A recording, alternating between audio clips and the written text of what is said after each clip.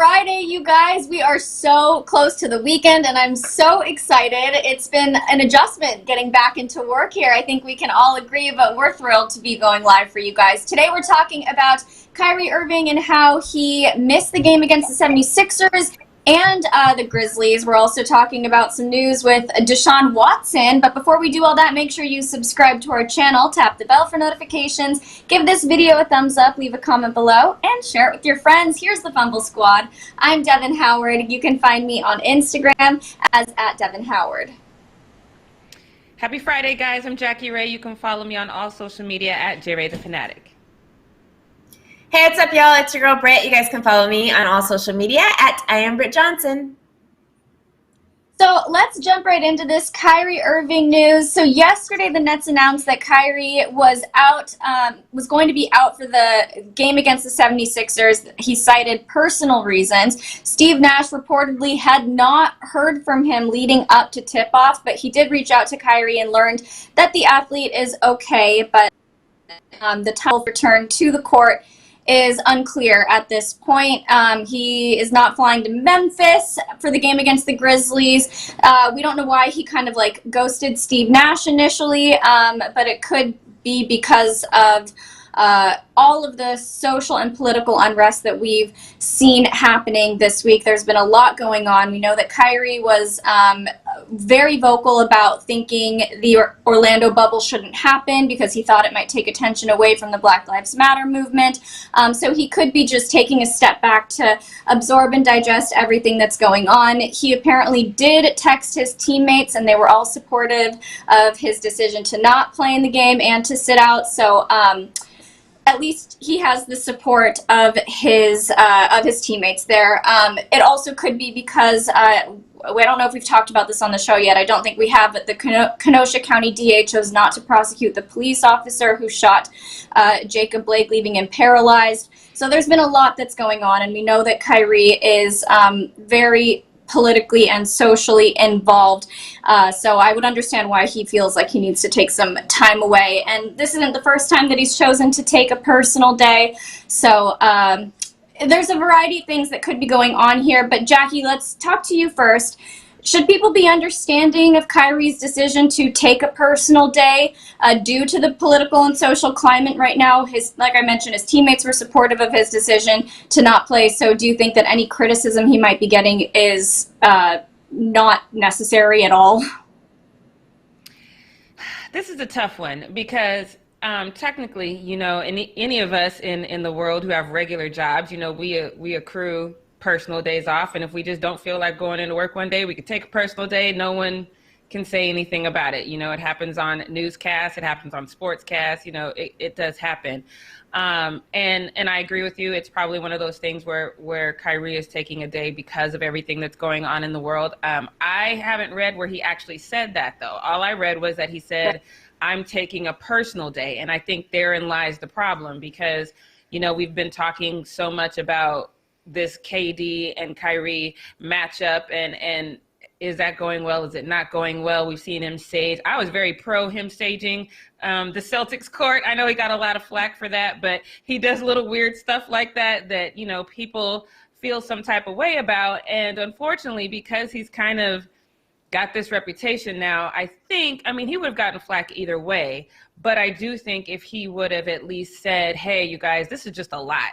You know, one day they're not going to prosecute the officer who paralyzed this man in Kenosha, and then the next day white folks are storming the castle, and we can see that police actually do know how to practice restraint when it's white people. So this is just a lot for me to take in. I think if he would have said that, again, he's still going to get flack either way, but I think a lot of us would have been like, yep, Kyrie, right there with you. We're having a hard time processing the same information. So, but at the same time, he doesn't owe us that explanation. You know, if he feels that he just needs to process on his own, he is very much entitled to do so. So I just think it's because it's Kyrie and it's the lack of communication that's biting him in the butt. But personally, if he needed a day, take a day. I'm all about mental health. So if he needed a day, take a day. I'm fine with that.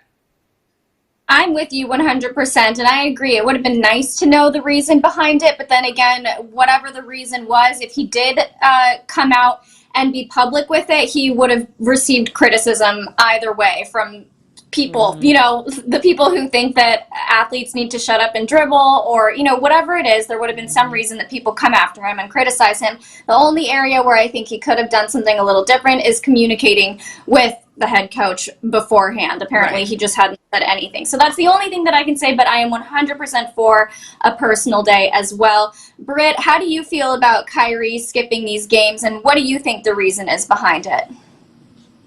I said it. I did this for my stand-up for today, so you guys will see it probably after the show, our live show. But I went a little bit more in depth, kind of talking about it, and I said the same thing. I said a personal day is a personal day. That's personal business. So I don't care. I don't want to know. I don't want to know anything about it. Like, I don't really care what it's for. At all. And I think he is, like everybody is and I get people, the regular population is going to be like, well, I also don't get 3.5 months off in the summertime to do whatever I want to do and travel the world, and then just have to play these months and whatever the case is, and I don't get millions and millions of dollars. So like my personal days are my 2 weeks out of the year, because everybody else only gets 2 weeks vacation. They get 3 or 4 months vacation. People don't understand that. Well, we're not NBA players. That he has earned his space to be able to do that. So that's just what it is. Like, I wish I was a little bit taller. I wish I was a baller. Like, we all wish that we could be in another place where we could do something like that. If you can't, it's just kind of hating to talk about it in a negative light. Like, he worked hard to be in a place where he can have this personal time. And so I'm totally okay with it. I don't really care what it was for. And going into the situation, obviously the optics looked even worse because they're going up against the Sixers yesterday, who were a 7-1 team. And Kevin Durant, we all know Kevin Durant's not playing because of being in close contact with somebody who had COVID. But they went in there, the Nets went in there and beat the 76ers. And not only beat them, it was like 122-109. And Joe Harris off the bench had 28 points. They still had a really good game. And obviously this game against Memphis that they're going to be playing tonight, Memphis is 2-6 right now. Not a big deal that he misses this game. And then they don't play again until Sunday against the Thunder. So I think it's just like, yesterday would have been the biggest, like, oh, you should have played last night because we're playing against the Sixers, and the Sixers are number 1 in the East right now. But it worked out in the Nets' favor. They still won the game, so no harm, no foul, and just keep it pushing.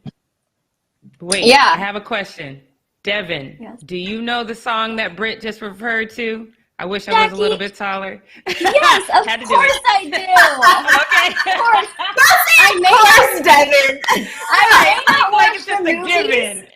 When it comes to movies, I don't necessarily know. But when it comes to music, I will know most music, Like, it's just movies. I don't watch a lot of movies. Okay.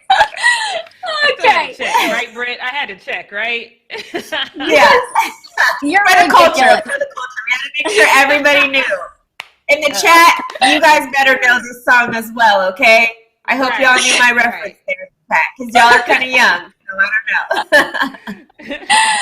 All right. Moving on. Let's move on. Okay, let's talk about... Yes, because I listen to a lot of music. I love music. Okay. Deshaun Watson, let's discuss this. So he is reportedly extremely unhappy with the Texans owner, Cal McNair, because he told him that he would be involved in the search for a new GM and hiring their next head coach. He wanted to be there to provide feedback and just be a part of that process. Deshaun was apparently not consulted at all in the hiring of Nick Caserio as the team's new general manager. So he's been really upset about that. He has not spoken to the Texans front office in the last few days, even though they've tried to reach out to him. A lot of people believe it's because he wanted them to interview the Chiefs' offensive coordinator, Eric Bieniemy, to be the next head coach. He and Patrick Mahomes are good friends, and Patrick Mahomes thought that they would work really well together. So he was just frustrated by that, and now he's been giving them the silent treatment.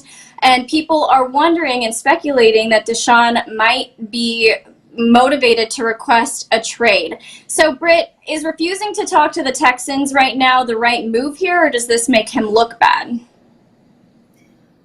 I don't think it's the right move, just because I'm not a fan of ghosting. I thought we left ghosting in 2020. Like, let's stop ghosting, everybody, please. It's just so stupid to do. Like, it really is. Like, if you have something to say, just say it. You know, say how you feel, say what's on your mind. Like, and you are, yes, rightfully so, in this particular situation, allowed to get upset because Cal said that he was going to come to you. Cal's the owner, you guys. Said that he was going to come to you with your request, your thoughts on the GM and head coach position. He went to you, you gave him your selection, and then he didn't even interview your selection. He didn't even entertain it. He didn't even act like he was going to try to entertain it by just giving them an interview. So that in and of itself, I get why Deshaun would be upset, but I also feel like players in most instances just shouldn't even be involved in that kind of stuff. Like, so I've never as a host been able to decide who my boss was going to be, because this is a situation, you're a player. So whoever the head coach and GM, that's your boss. So you coming into the situation, or you're in the situation and then getting to decide who is going to work above you is just kind of weird, just thinking about it. Deshaun did have a great season, despite what he was given. We talked a lot about what Bill O'Brien left him with and getting rid of DeAndre Hopkins. And me and Jackie were talking about it earlier today about the fact that Deshaun Watson is the passing leader this season. He led the league in passing this season. Yeah. And that is a season that we have talked constantly about him not having any weapons to throw to. Yet he still was able to come up with, some completions and led the lead in passing this season, which is awesome. So he does, I'm sure he's feeling himself. He got paid last offseason. He's making that money or whatever now. And this is something that was an agreement that he had made with the owner because of the stuff that Bill O'Brien and the situation Bill O'Brien had put the team in as the head coach and GM. So I get why he's upset, but I also go with the side that I don't think that the owner should have even made a commitment to Deshaun Watson like that if that wasn't something that he knew for sure he could do. I get you can come to him at the end of the day and be like, hey, what are your thoughts on this? Just in passing, just ask stuff like that, but don't make a commitment saying that I am going to include you in these decisions, knowing darn well most owners do not include players in decisions like that unless you are like a LeBron James or something like that. Right. And one thing that I do want to add about this too is that interviewing his choice would have been really easier than it is in a normal season, because right now we're in a pandemic. It doesn't require anybody to fly anywhere. It doesn't require a dinner out. Hop on a Zoom call, take an hour, 2 hours to conduct an interview just to satisfy the player that you said would be involved in the process. So there's a lot of things happening on both sides here that seem to kind of just be not connecting and not really helping the situation at all. So, Jackie, let's talk about this rumor and speculation that Deshaun is considering requesting a trade. Do you think it's time for him to leave? How do you feel about all of that? I think he should have spoke to his agent the second they traded DeAndre Hopkins. I think that the trade should have been, we should have been putting bugs in people's ear, as much as we could. So, yeah, I definitely think, and I agree with J.J. Watt, who went up to basically apologize to him and say, I'm sorry we wasted a year of your career, because, we're not going to see a lot of Tom Brady's of people playing until they're 42, 43. You got to get in and get what you can while you can. You know what I mean? I totally disagree with Britt on the let's not ghost people. I'm the queen of ghosting people, especially after I said, no, I'm only going to say no. Nah. See, look. Just say, I don't like you no more. Leave me alone. Nah. I don't want to talk to you no more. But see, here's the thing. I've had a couple situations where I try not to be mean to people. I'm going to try to be diplomatic. I can be mean. I'm sure y'all probably figure that out. I could be very mean, but I try not to be. So when I try to sugarcoat stuff 2 or 3 times with you and you don't get it, the next time I ain't got nothing to say. I'm not returning your call. I'm not texting you back. You're going to find out when everybody else finds out. You're going to be like one of them girls that see they man done moved on Instagram because you done pissed me off now and I done said it too many times. So, I am. We I am the queen really of going to be Miss Pippin over here? Man, look, you're gonna look up and see me boot up on Instagram, and then that's when you will know, because I already done With told you, and Larsa I'm not telling you again. Yes. So, I get it, because I feel like Deshaun, again, Britt and I were talking about that earlier. He has really not complained. He's been a stand-up guy. He hasn't really said, you guys left me with crap. I'm still out here getting it done. He hasn't badmouthed anybody. And then you guys knew you guys have a dope quarterback that you've given nothing to. So you made this promise to make him invested into the situation, and then you didn't follow through. I ain't got nothing to say to you either. So I think Deshaun is handling this fine. It's what I would do. WWJD. It's what Jackie Ray would do. So I don't know. It works for me. That is so funny. I have to say, I am not in support of the ghosting. Ghosting, I think, in all situations, whether it's dating, whether it's professional, I hate it. It's not cool. I feel like I've definitely ghosted people before, and I feel bad about it, so I don't want to do that. So I am with Britt on this one. But Jackie, if you want to ghost, you know what? Go ahead, do your thing. I'm not going to say it a fourth time. If I said it to you 3 times, you're not getting the fourth. I ain't got nothing to say. I'm sorry. That technically isn't ghosting. Maybe if you've told a guy or a coworker, I feel like we're combining this with our relationship stuff, the stuff we feel in relationships with this story, which is probably whatever, but it's relationships are relationships, whether they're business or personal. And Facts. I feel like ghosting, if you've told somebody something a million times, that you're not necessarily ghosting them. They just didn't get it. So I get that. But I could see Deshaun Jackie. doing that.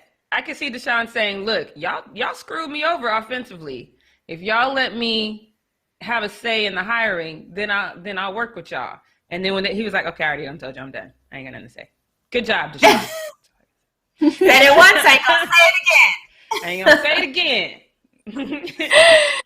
Well, one thing's for sure, Deshaun's frustration is completely justified. It would have been really easy to interview his choice. Ridiculous that they didn't. We'll see what happens in the future. We might be moving. But on that note, let's wrap up Need to Know News. Jackie, can you take us into the post-up? Yes, we're going to go into the post-up right now. This is going to be my post-up soapbox edition. I'm going to get on my soapbox a few times during this post-up, and it's going to be fun. So, listen, I love my King James, and that is never going to change on any time in my life. I will love LeBron James until the day I am no longer on this earth, especially when he makes it a point to speak up for social change, especially regarding Black people. That's one of my biggest passions. So it always does my heart good. We've talked a lot about it on this show, but to date we've seen, unfortunately, Black people murdered at the hand of police. One veteran cop killed a kid because he couldn't tell the difference between a Subway sandwich and a gun. How are you still a cop at this point?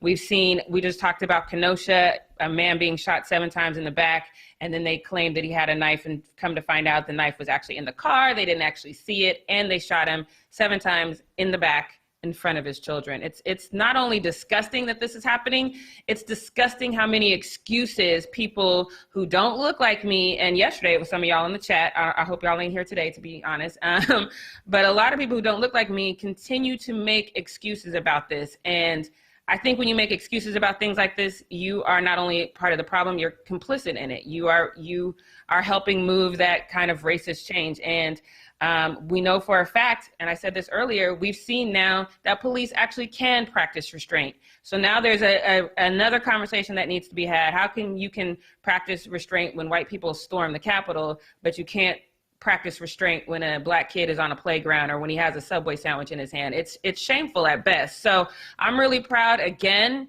for LeBron James, because of course you guys know he took time to address this situation. And I really feel bad for Black people who have children. Sometimes I'm really glad that I don't have children, because I can't imagine having a conversation with my children to tell them how they have to interact with law enforcement just to make sure they get out of that situation alive, and then sitting with my kids and watching white people storm the castle with reckless abandon. It would be such a mind trip to have to explain that. But King James did speak out on this topic. I love what he had to say about this, so take a listen.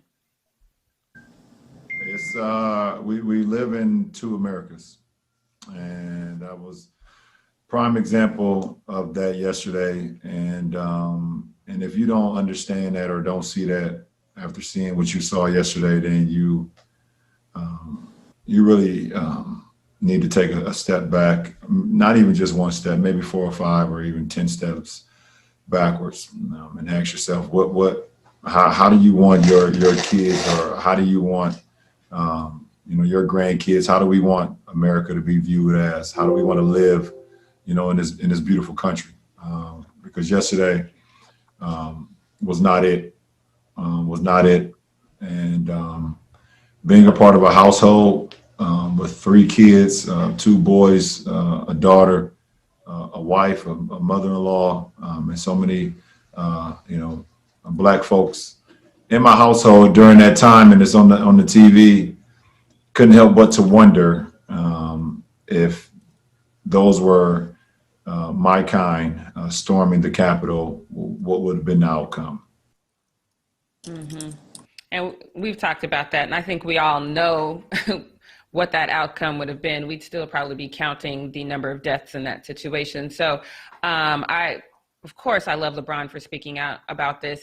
But I did say last year, and I know Devin and Britt did not agree with me. I said last year, I said, don't get distracted by these visuals where you see all this unity and people looking like they're moving together towards social change, because I still, in my heart of heart, do not believe that this country can move past its racist history if it does not atone for its racist past. And I got to tell you, Twitter did not change that thought process for me at all, because this guy, okay, let's just get into it. He says, we live in 2 Americas. What is he talking about? LeBron James is richer than 99.999% of humans on the planet, has private security, and is nowhere near danger at any time. If there's 2 Americas, it's the wealthy split from the poor, and he's not sitting in poverty. I think that this man intentionally is missing the point. I got to look him up because he has a check mark, and I don't know who this man is. But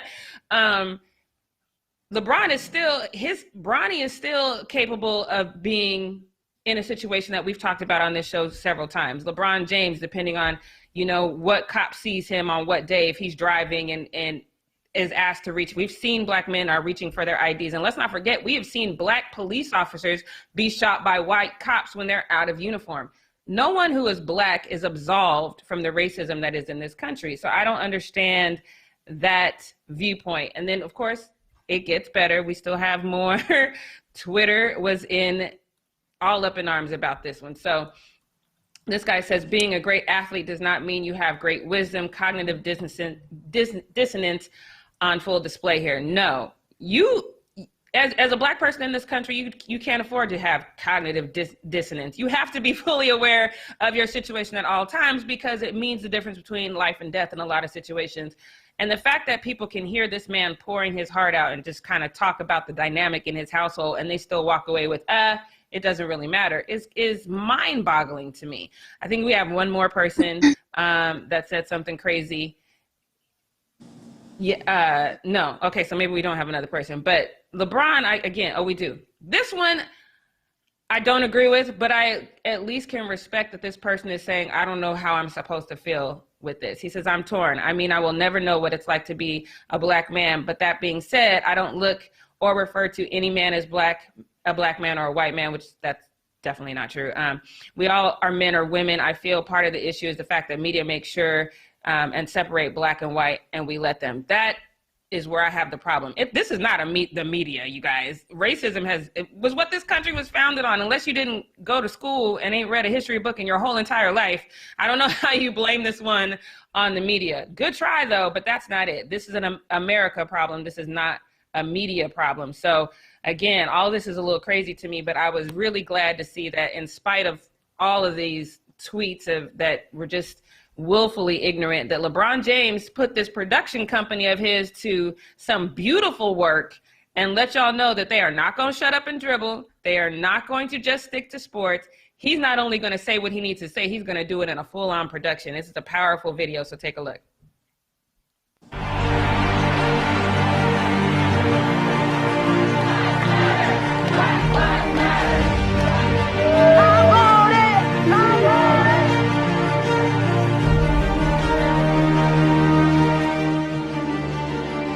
supporters of the president trying to force their way into the Capitol. Breaching the security line. Now, we have been told protesters are inside the Capitol building. That's insurrection against the United States of America.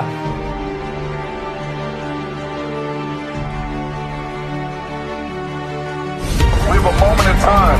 People are going to look back, our kids are going to look back at this and say, you were a part of that. Stop shooting us. This is how you create change behind it. We're going to give the power. The consensus is to not play in tonight's slate of games.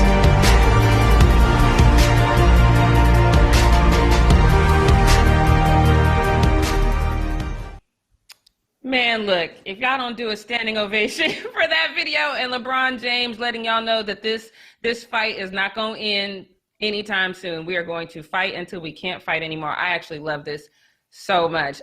Devin, like I said, I know you and Britt are usually the optimists on this, but me, I kind of see things for what they are instead of what they could be. And we have been fighting this fight since day one. And I haven't seen enough change to think that this earth is going to be different by the time I leave it. Do you still feel like we're going to see change in the near future, or do you think that not only LeBron is going to have to fight this fight, but his kids are going to have to fight this fight? Well, I think that there is a very, very, very long road to equality, and I don't think that it's going to come about overnight or even over the span of, several years. I think that change happens slowly. It's going to take a long time to get people to respect each other and treat each other with kindness and compassion. So I am still optimistic, but I've always been optimistic in the way that I expect things to improve over time. I've never thought things were going to, change overnight, but I think that, I've seen a lot of people who normally would have been quiet about social justice issues. They're getting out there and actually they're marching, they're donating, they're spreading awareness, and I think that that shows that there is this slow awakening happening. So it's in my nature to be an optimist. I'm still hopeful that things will get better, but I think it's going to be a fight that we're all involved in for a long time. I think that whole, change happens slowly. I think the reason why that phrase frustrates me so much is how much slower can it get?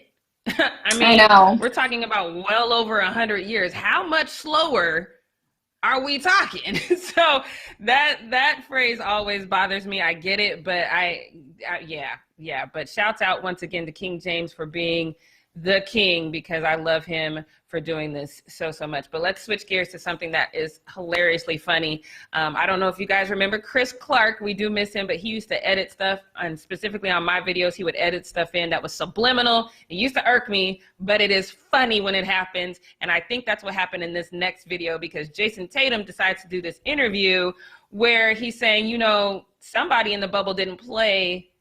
They didn't play like they usually play. They got better all of a sudden. Now, that was his interview, but I think the editor took some assertions. Maybe he knew who Jason was talking about, because there's a certain individual who pops up through the whole video. Take a look. I think this is hilarious. So it was just like we was just out there playing. I ain't gonna say no names, but it was some people on the other team. I'm like, hold on, he don't normally play like that. Like, I'm like, he acting different in the bubble. So I don't know if it was because there wasn't no fans there, or it just the environment kind of just lets you play a little more freely. Yeah, Look, that editor. So Jason, of course, was throwing a little bit of shade, but the editor definitely helped that shade along. So Britt, do you think that's who he's talking about? Do you think Jason was talking about Tyler Hero? Duh. And if not, they always do it in the edits. They'll always put it together in the edits and just make it seem like it anyway. So either way, it worked, and I love it. It was hilarious. Yeah. You know what was so funny to me? Hey. Go ahead.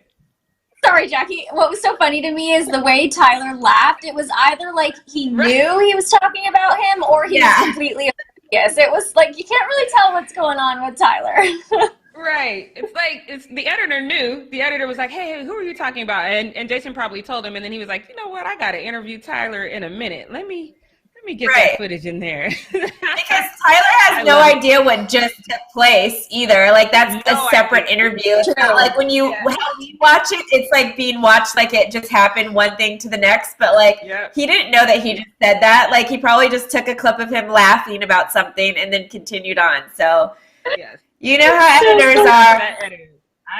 I know. Shouts out to that editor because he was a little petty on that, but I was definitely here for it. His next job will probably be with reality TV because that's how everything happens in all these reality TV shows. Yep, a girl falls down and then all of a sudden it looks like she got hit and she just literally tripped. Yeah, reality is terrible. Except they threw something at her. All right. All right, so this next one, this is funny too. Devin has asked us all week how we feel about various basketball topics, and I have been adamant it is too soon. That being said, I do think that teams need to make some adjustments, and my Lakers had the chance to sweep the Spurs last night. We did not do so because they made some adjustments, and they clearly got the better of us because we were trailing most of that game, if not all. We caught up like late in the third, I think. But yeah, that was rough. One thing I am ready to say right now, though, Devin, is I am not a fan of this Marc Gasol edition. I can say that now. I don't need any more games to say that. But aside from that, like I said, the Spurs were leading most of the time.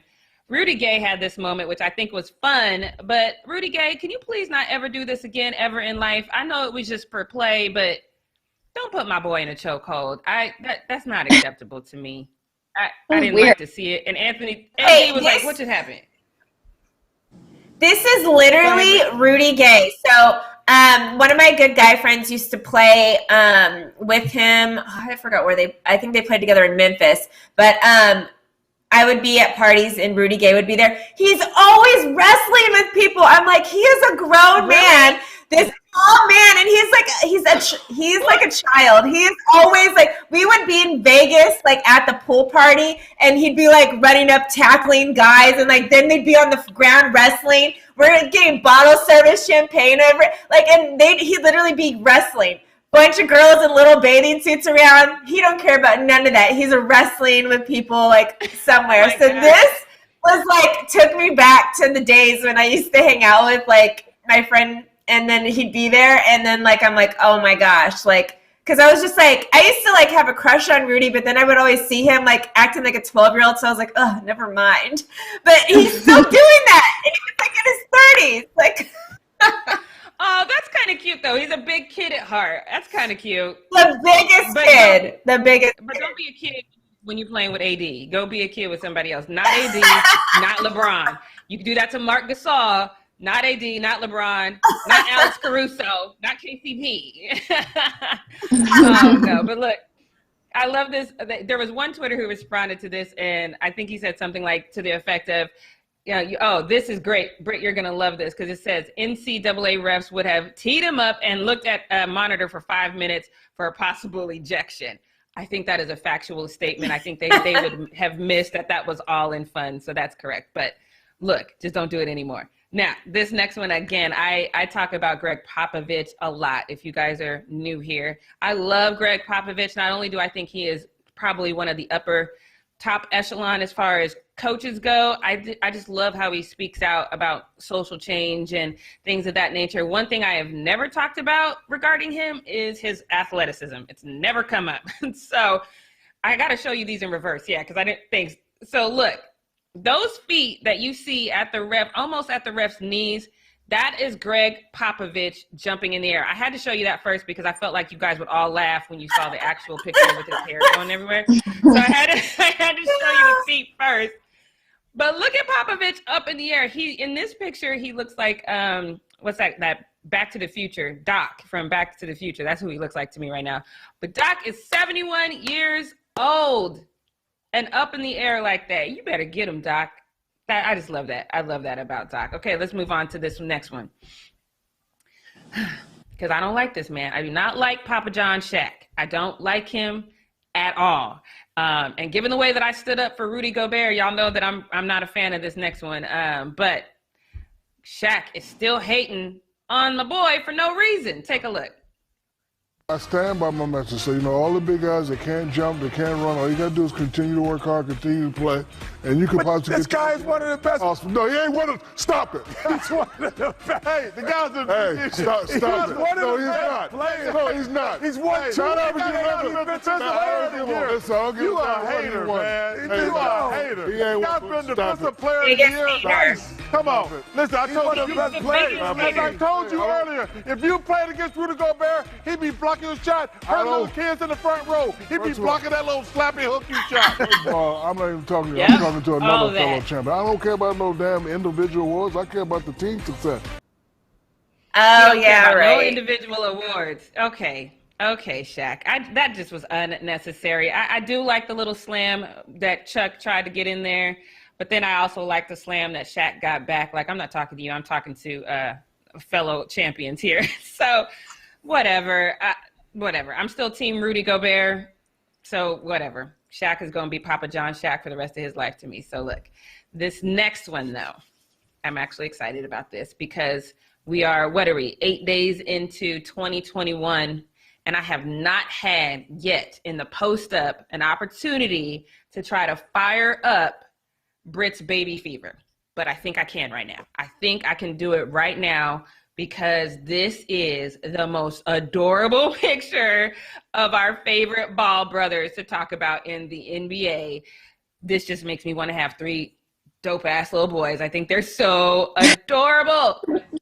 Lonzo posted this to his IG, and I always love the way that they love on each other. This family, regardless of all the craziness that happens within them, they definitely have love for each other. I love this. So, Britt, take a long look at this picture. Tell me how you feel. How's your baby fever? Did we do it? It makes me want Jello again because Jello was the cutest baby of the bunch. But today is, you guys, today is Ball Bros Day. Melo and Lonzo are hitting the court against each other for the first time tonight. So we will get to see the Ball boys take flight against each other. We're going to see what's going to happen, who's going to win. I want you guys to go to the comment section and let me know if you guys think LaMelo is going to win tonight or Lonzo is going to win tonight because they are playing each other tonight. So a good throwback for the game watch tonight. too. Sure. Let us know if you're gonna watch, and if you're not gonna watch, if you guys in the chat weren't gonna watch, so we can maybe talk about it on Monday because that's gonna definitely probably be a topic. But yes, I can't wait. Jello's the cutest kid too, cutest adult and cutest kid. I think Lonzo was super cute in that picture, though. But go back to the picture. Go back to the picture. Look at freaking Jello. Jello's on the left, right? Yeah. Look at Jello. It's the cutest. Yeah. That little perfect little face, and then his little cute. I don't know. He is the cutest kid. You know what I will say? LeVar had all of those boys' hairlines popping. So good job, Papa Ball, because all those babies had some good hairlines, some fresh cuts. I love to see it. Okay, I love to see that. Yes.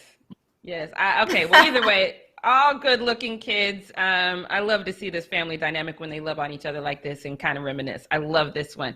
But did I mention that I love LeBron James? Y'all see my cup? I got a new cup. I know y'all saw my last one. That's a GOAT right there.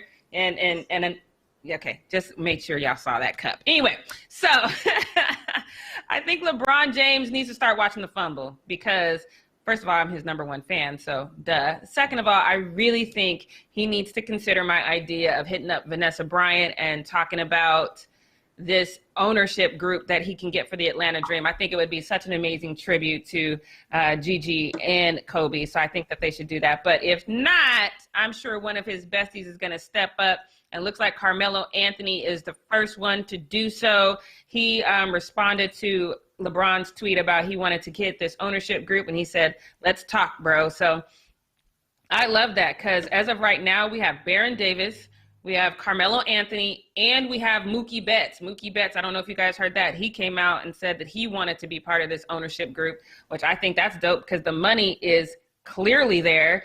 As you guys know, the team is owned by 2 women. One we don't like, Kelly Loeffler. The other one is Mary Brock. I don't know anything about this woman. I didn't have enough time to really do research on her, but I will. I think if they can break her down, Kelly's automatically out. So be friends. Figure out a way to get to her and be friends with this woman, because yes. All right, so this next one is going to be our first post-up tag team edition, because if you guys don't know anything about me, you should know I do not care who people date. I don't care what's going on in their personal lives. I'm unmoved by it. I just don't care. So I don't know anything about this next woman. I don't know. All I know about her is she's Geno Smith's baby's mama, and I know she's a get-around girl. But aside from that, I don't know anything about her except for to say that she's proud to be a get-around girl, as you will see in this interview. Because he played for the Bengals. Wait, how are you meeting these guys? Are you DMing? Like, how is the conversation happening? No, like I don't slide. I don't slide in DMs unless you like James Harden. I ain't sliding in the DMs. So you slid in James Harden DM, right? I think he got COVID. He was in the strip club. He got COVID. When he was like talking about like coming to Denver, I was like, nah, you for sure coming to Denver. You was gonna suck him into the deal. That's right. Y'all heard what he said, right? You're going to suck him into the dick. Look, that's too much for me. It's too much for me. I don't even know this girl's name. So, Devin, I know you keep up on all the tea with these athletes. Please enlighten me, because I have no idea. Tell me, give me all the tea. Okay, so, well, this girl, like you mentioned, she's Geno Smith's baby mama. Her name is Destiny, and she definitely has a type. Because in that interview, not only did she talk about sliding into James Harden's DMs and talking to him that way, but she also revealed that she had something with Josh Jacobs from the Raiders. She talked about sleeping with some of Geno's teammates. So this girl, like, she just really likes the athlete. And it's a lot here. You know what? I respect if you have a type, but going after your baby daddy's teammates, that's taking it a little bit too far for me. So she has no problem sharing. She, I would say, is a very kind of TMI person. I don't know what to say about this, because you know I love when people talk, but this is a little too much for me. I knew Devin was going to have the tea, because when I saw this, I was like, I don't know nothing about this chick. I'm not going to look her up, because y'all know I don't care. So I was like, Devin will know. I know. I'm the one that's like, oh, let's see, what's this girl's story? Let me Google her. Let me look at her Instagram. She's really cute. She's cute. So, I mean, I understand why the athletes are responding to her and why they do want to hang out with her. But yeah, Jackie, you don't care at all. I'm living for it. I don't, but I feel like they need to widen their pool. Stop dating the same couple girls. It's nasty. I know. Anyway. I know. That's like my third soapbox in this post-up. So I think I'm going to move to my final soapbox in what we not going to do. It's going to be kind of post-up style. So let's get right into it. If you guys don't know anything about me, look, let me tell you right now, go ahead and go to my YouTube page, because the only thing that I'm really passionate about outside of sports is elevating the Black community in every single way possible. That's why I'm so passionate about things. That's why it hurts me to my core when I see the injustice that our community faces. So you can imagine how I feel when I see people tell Black athletes who literally have to think about how they move in this country so they can move safely in this country, how I feel when people tell these people to just shut up and dribble or keep to sports. And I think these same people that say keep to sports are probably the same people that don't believe like political analysts when they tell you what's really going on, and they'll say, oh, it's fake news and things of that nature. There's really no win in this when it comes to these type of people. So what we're not going to do is be so entitled that we think that we have a right to tell anyone what they can or cannot talk about. We're not going to do that, because if you feel like that, then you need to tell them people that stormed the Capitol on Wednesday to stick to hillbillying, because if you didn't say that, then don't tell these athletes just to stick to sports. You made excuses for them. A lot of y'all flat out lied and said it was Antifa, which I found hilarious considering they came from the Trump rally. But, you know, whatever lie you need to tell. But don't do that. Don't tell people what they can and cannot talk about, because we have a thing called free speech. And even as racist as I think MAGA is, they have a right to say what they're going to say. And these Black athletes who are trying to make a world a better place, not only for themselves, but for their children, they have a right to say what they want to say. I think that the frustrating part about this, I get why people do say stick to sports, because the majority of people who say that are not Black. We have situations where it just doesn't happen. We normally see people speaking out in the NBA because the NFL just really hasn't elevated to that platform yet. So I do love when I see people in the NFL speak out, especially when it's a rookie, because a lot of times a rookie in the NFL, they don't want to mess up their money and things of that nature. So this is Justin Jefferson. He is the rookie wide receiver for the Vikings. And after he saw everything unfold on Wednesday, he took to Twitter to say this. He says, stop saying stick to football like that's our only purpose on this earth. We, football players, have every right to speak on whatever we feel, no matter what the situation. Couldn't agree more. That should have been enough. But nope, here come the trolls. This troll said, not if you don't know what you're talking about. Not if you don't know what you're talking about. You have millions of people that follow you. So when you tweet about something you don't understand, it's a big deal. I don't know if I would have addressed this tweet specifically because he tells you who he is in the name. He says he's the great troll. And clearly this is just a troll moment. But I get that Jefferson's wanted to address this. So he did. And he tweeted back to this person. And he said, another person that doesn't know me at all and want to say what I do and do not understand. I totally agree with that because that's a reach to kind of tell anyone, you don't know what books people read. I saw some of you guys in the chat yesterday asking Devin if she was really into politics. People read. I don't know if y'all know that, but a lot of people read a lot of different things. Educating yourself is not that hard. It just takes a little bit of effort, a little bit of time, a little bit of research. You can educate yourself on a lot of different things. So I think it is very obtuse to think that just because somebody plays football that they might not understand what's going on in our world. And again, this is a Black athlete. He kind of has to understand, just for safety reasons, he has to understand what's going on in this world. So we have another response to this. This one, stick to football, moron. Okay, again, why would you even say that? I hate when people say stuff like this, but this next one kind of bothered me a little bit, but I think that this person was kind of kidding a little bit because it seemed like it was kind of all in jest, and they're basically telling him to stay quiet because they don't want to mess up him possibly getting Rookie of the Year. So that one, it seemed like it was in jest, and with 133 receiving yards and 9 catches on Sunday, he did cap his rookie season off with a record of 1,400 yards. So I get that one because you know how people get in their feelings, and just because they don't like you, they might sabotage you. So I think that one was okay. But the last one is what really, really bothered me, where it said, basically, we know that you're affiliated with the Democrat plantation. Never use the word plantation when you are talking to a Black man and you understand the history of this country. Do not do that, you guys. This is too much. So I understand that I'm probably never going to, I don't have that voice. It's not my goal to change the minds of people who say stuff like this or to think like this. It's personally not my goal. I could care less about you. But I do want to say this to any Black athlete, student, politician, lawyer, doctor, subway worker, bus driver, whatever. You should never, ever stick to your profession. You should always push the needle if you're compelled to do so. Not a lot of us are, but if you're compelled to do so, you should try to do anything that you can to push the needle, because you should try to make this world a little bit better than the way you found it. You should try to make the world better for the kids that are coming up in it. And you should want to empower the youth that are coming up behind you, that they can feel like it's okay to fight for change and to say what they need to say. You need to do that for the youth. You need to do that for every person who is facing injustice right now, who doesn't have the voice to speak because they're weak and tired because of the things that keep happening to them.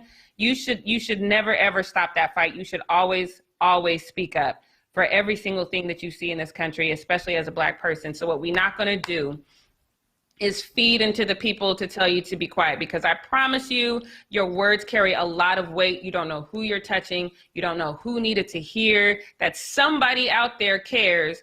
So you keep doing you keep doing the fight. You never, ever stick to your profession. You always say what you need to say to push the needle for social justice and social change. That's all I got to say about that. Devin, are you ready? Do you have your water bottle ready, or you got to pull it into the shot? I've got it ready this time. Bam, she got it. All right, are you ready? Because now it's time yes. for Brit's take. Bricks takes. All right. Well, thank you, Jackie, for those encouraging, amazing words. And to that point as well, influencers, I think the word is a very funny, interesting word because a lot of people are not actually influencing anybody of anything. They are just entertainers, like the guy I'm about to talk about right now. He is not necessarily an influencer. He's not putting these words out and saying all of this stuff in this moment. He's more of an entertainer.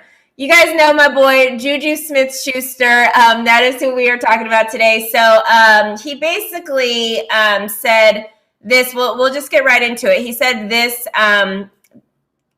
this week, or this morning, actually, he said this. He said, I think they're still the same Browns team I play every year. I think they're nameless gray faces. They have a couple good players on their team, but at the end of the day, the Browns is still the Browns. Now, he said this. He was asked this because we know Sunday Night Football this week, the big game on Sunday night for the Super Wildcard weekend that we are going to be having is the Browns versus the Pittsburgh Steelers. Now, the Browns, Jackie, I think, talked about it earlier this week. This is their first time in the playoffs in a very long time. So they got in really thanks to the Steelers because the Steelers set Big Ben during Week 17. And so some people who didn't watch the game or didn't realize that are on Twitter talking about, oh, the Browns are about to beat the Steelers because they beat them in Week 17. Well, the Steelers were not actually really playing in Week 17 because they had already secured their spot in the playoffs. So this game that they're going to be playing this weekend is going to be a bit different, but Juju might have just shot himself in the butt with this one because we all remember earlier in the season, Juju has been famous on his TikTok this year. He's been trying to, especially with COVID and stuff like that, he's trying to stay in the house, not be out in these streets doing crazy things, which is why the Pittsburgh Steelers have done a very good job of not having any positive COVID tests really that affected their team this year. Unfortunately, they had games that had to be canceled and switched around because of other teams that tested positive for COVID, which meant they had a bunch of games to play in a short amount of time. And that is part of the reason why they went on to lose 3 consecutive games, starting with their loss against the Washington football team at the beginning of December. But a lot of people blamed it on the fact that Juju was dancing on logos at that time, and he was doing the most. And ever since he started doing the dancing on the logos for his TikToks, he went on to lose Washington football team and then lost to the Bills the week after and then lost the week after that as well. And so come Week 15, he made an announcement because Mike Tomlin had a conversation with them. Mike don't play. Coach Mike don't play. He's one of my favorite coaches in the league, and he don't play that. He had a conversation with Juju about Juju's antics this season and the craziness he's been and how he's kind of been low-key a distraction. And the logo dancing and doing all this helped aid the team to lose those 3 games. So in Week 15, Juju came out and said this. For me, I was dancing when we were undefeated. I was dancing when we lost our 3 games. I'm not going to change who I am. I saw it more as not disrespect, but it's for my fans on social media. And then he went on after the conversation that was before the conversation with Mike Tomlin. Mike Tomlin had a conversation with him after that, and then he went and said this. I felt like I didn't want to be a distraction. What I can do to help my offense is put points on the board. Yes, say less, Juju. That's what you learned during the regular season. But now, here you are talking again right before we start postseason, and it's not a good look. Fans were not happy about it. After this was posted, several fans took to social media. One saying, Juju talk and dance more than he get open. Another person said Juju is easily becoming super unlikable, which we all remember Juju was one of the most likable guys when Juju lost his bike on social media. He started this trend and everybody in the city of Pittsburgh was looking for Juju's bike. They found his bike after it was stolen and got it safely back to him. And that was the moment we kind of all fell in love with Juju. I remember covering the story like it was like, who's the number one free agency that's getting drafted. I was covering it that whole week, and it was something exciting that we all wanted to know and help Juju with. This next person said he just won't learn. And then finally, this last person said, Steelers about to lose now. So people are really trying to talk to Juju on social media now, especially Steelers fans, because they're realizing he's kind of losing himself a little bit this season because he's trying to be an entertainer. He is trying to entertain people on social media, so much so that he's losing track of his football season. He was supposed to be the next biggest, best thing since Antonio Brown, and he has not really been that this season. Like, he's definitely still had a decent season, but he's not been, and people here in the comments are even, I hate Juju. Like, people don't like Juju like we used to like Juju. Last season, everybody loved Juju. I couldn't name one person on this planet that didn't like Juju Smith-Schuster. This season, it's been a different story, and his cockiness has gotten the best of him. It has literally been a reason why, and you don't want reasons why people are losing games. Sports is, as much as it is skill and talent and whatever, there is a whole 50% of it that people live and breed off of, and that is the superstition of it. There are commercials based around, all these fans doing crazy stuff, and then they say at the end of the commercial, it's not crazy if it works.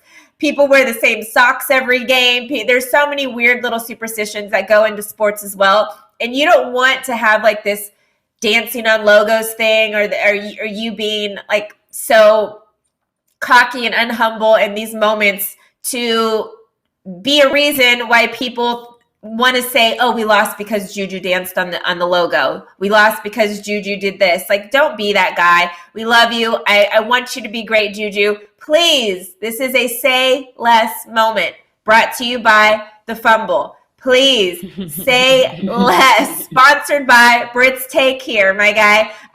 Jackie, Devin, I'm just going to go to you guys both really quickly. Do you think Juju's head he's getting too in his head and he's getting too big-headed in these moments and he needs to say less? Or do you guys think that it's fine that he's being cocky and saying, the Browns are just gray, faceless people. We don't care about them in this moment? So the dancing on the logo part I'll take first, because I always said I hate the dancing on the logo, but I always said that there was a way he could have done it and not made it hateful. You know what I mean? He could have, everybody exchanges jerseys after the game. If he just wants to be this TikTok star, this is the problem with TikTok. Everybody trying to do something on TikTok that makes them relevant, and stay off TikTok, play ball. But you could bring out, Right. one of the players from the other team, and y'all could do it together. And then when you're at home and in Pittsburgh, they could come out on the logo with you. So then it doesn't look disrespectful. It looks like you're just trying to do something for TikTok. And he would do it pregame too. So yeah. You could grab somebody from the other team and just make it look like you guys are doing a fun TikTok together. He could have played it differently. The cockiness, I don't mind the cockiness. I don't think that you can really be super dope at anything you're doing if you don't feel like you actually are the dopest to do it. So I don't mind the cockiness too much. But I think when you add the cockiness to the logo dancing, now you just look like a douche. So you got to pick a struggle. My grandmother used to always say that you got to pick a struggle. You can't do both. Right. So I think he's kind of shooting himself in the foot with this. Yeah. Do you think, Devin, the cockiness is taking over the talent in this situation, possibly? Well, I think that at least when fans are looking at it from an outside perspective, that's all they're noticing now. So normally I would be the person that's saying, say more.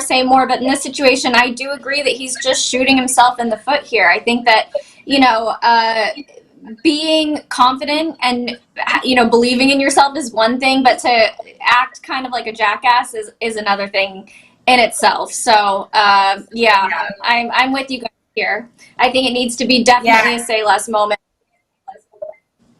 And I think it's more, do this after the game. Talk your crap after the moment or during the game, whatever the case is. The dancing he was doing on the logos before the game, so then it looked real stupid when you would dance on a logo and then you would go on to lose the game. and you lost 3 straight because of it after going undefeated. And then even today, like, don't say that right now. Don't call them gray faceless things and they suck. And then come Sunday night, they end up beating you guys, you know, like wait till after in these moments, or talk your crap during the game after, dance on the logo after if you want. If you won the game, do it then. But before the game is just like, it's literally the superstition of sports is literally costing you guys games in the eyes of fans. Maybe not technically causing you the game, but fans are going to look at it that way. So, and Juju was my favorite guy. And Yep. Baker Mayfield took the exact opposite road when they were like, oh, you know, you don't really have a lot of time. He said, we can't make any excuses. We have to keep our head in the game. We have to go out there and play our best game. So here's this guy who's staying humble on one side of the ball, and Juju is being arrogant and cocky on the other. So if the humble guy wins, all we're going to talk about is Juju was arrogant and he blew it. That's all we're going to talk about. Yep. Fans are already talking about it. They already think they're going to lose now because of this. So. Right. Yep. We shall see Sunday night. Let us know what games you guys are going to be watching this weekend as well. And then we got Weekend Zone coming up tomorrow. Me and Jackie tell you guys our favorite games that we want you guys to check out this weekend. So make sure you guys check those out. Yes. All right, you guys, it is Friday TGIF. So yes, tune into Weekend Zone tomorrow. Make sure to subscribe to our channel, tap the bell for notifications, give this video a thumbs up, and leave a comment below. Thanks so much for joining us this week. We always love having you here. It's been great to be back. Oh, wash your hands, wear a mask. Yes. Have a great weekend, you guys. Bye, everyone. Oh, should we do that TikTok dance on our way out? Talk like that, walk like that, talk like that. I don't know any TikTok dances. I was like, what? You talk like that, you walk like that. No? Okay. I'll told you guys. I'll be the cameraman. Right. We need good angles. Best TikTok girlfriend ever. Yes. I wish I was a baller. Do that one, Jackie. I wish I was a little bit taller first, Devin. Taller first. I wish I was a little bit taller. I wish I was a baller. I wish I had a girl who looked good. I would call her. Hey.